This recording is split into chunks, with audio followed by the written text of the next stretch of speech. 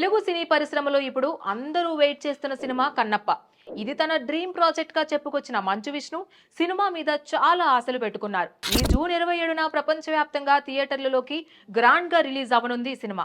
అందుకే ఇది కేవలం ఓ మైథలాజికల్ మూవీ మాత్రమే కాదు, భక్తి, విజన్, భారీ బడ్జెట్, అలాగే విపరీతమైన రిస్క్ తో కూడిన వ్యక్తిగత ప్రయాణం కూడా. విష్ణు ఈ సినిమాను 200 కోట్ల రూపాయలకు పైగా ఖర్చుతో నిర్మించారు.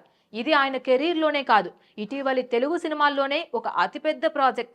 ముఖ్యంగా ఇది సాధారణమైన డిస్ట్రిబ్యూషన్ మోడల్లో కాకుండా పూర్తిగా కమిషన్ బేసిస్ పై విడుదలవుతోంది. అంటే ఎక్కడా మినిమం గ్యారంటీ డీల్స్ చేయలేదు, రైట్స్ అవుట్ రైట్ కూడా అమ్మలేదు.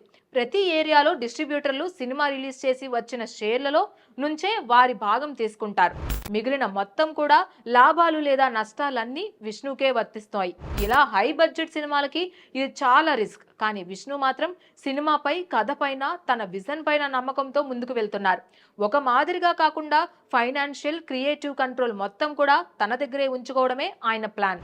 ఈ సినిమా బ్రేక్ ఈవెన్ అయ్యేందుకు ప్రపంచవ్యాప్తంగా కనీసం 100 కోట్ల రూపాయల థియేట్రికల్ షేర్ రావాల్సిందే.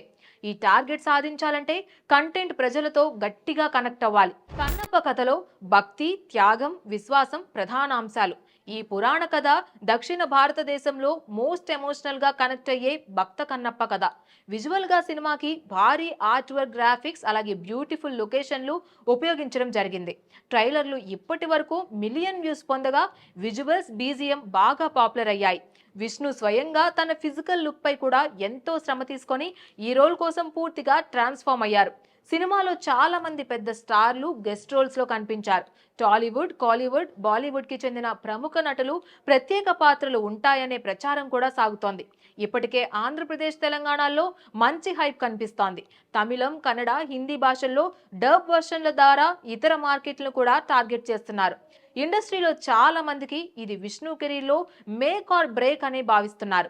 ఈ సినిమా గనుక హిట్ అయితే ఆయన్ను విజనరీ ప్రొడ్యూసర్ గా గుర్తించినంత పని. అలాగే ఇతర నిర్మాతలకు కూడా నూతన డిస్ట్రిబ్యూషన్ మోడల్స్ పై స్ఫూర్తిగా మారవచ్చు. అయితే ఫెయిల్ అయితే మాత్రం ఇదే మోడల్ పై చర్చలు మొదలవుతాయి. ప్రస్తుతం అడ్వాన్స్ బుకింగ్స్ ఓకే టాక్ ను చూపిస్తున్నాయి. కానీ ఫైనల్ ఫలితం మాత్రం ప్రేక్షకుల చేతుల్లోనే ఉంది. ఈ కథను మొదలుపెట్టింది విష్ణు. ఇప్పుడు ముగింపు మాత్రం ప్రేక్షకులే రాయాలి.